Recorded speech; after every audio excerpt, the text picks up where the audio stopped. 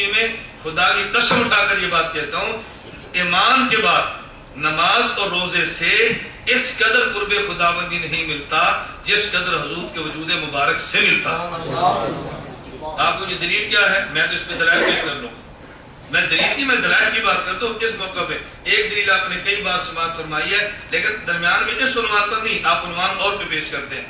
نبی کریم صلی اللہ علیہ وسلم نے فرمایا لا تسبوا اصحابی، میرے اصحاب کی شان میں نزیبہ کلمہ نہ کہنا، گالی ترجمہ نہ کیا کرو، نزیبہ کلمہ نہ کہنا، گالی تو بہت بڑا جرم ہے، نزیبہ کلمہ میرے صحابہ کے بارے میں نہ کہنا۔ حضور پاک صلی اللہ علیہ وسلم دلیل کیا دی ہے؟ فرمایا فإن أحدكم لو انفق مثل أحد ذهبا ما بلغ مدہ او نصیفہ، کیوں؟ اگر تم بعد والے احد پہاڑ کے برابر سونا خرچ کرو، میرے صحابی کی مٹھی صدقہ جو کہہ لو ان کے برابر بھی نہیں ہے۔ وجہ کیا ہے؟ مٹھی جو تو بہت تھوڑا ہے، احد پہاڑ کا سونا بہت زیادہ ہے، برابر کیوں نہیں ہے؟ میرے احد پہاڑ کے سونے کو وجود پیغمبر نہیں ملا، صحابی کی مٹھی جو کو وجود پیغمبر کی صحبت ملی۔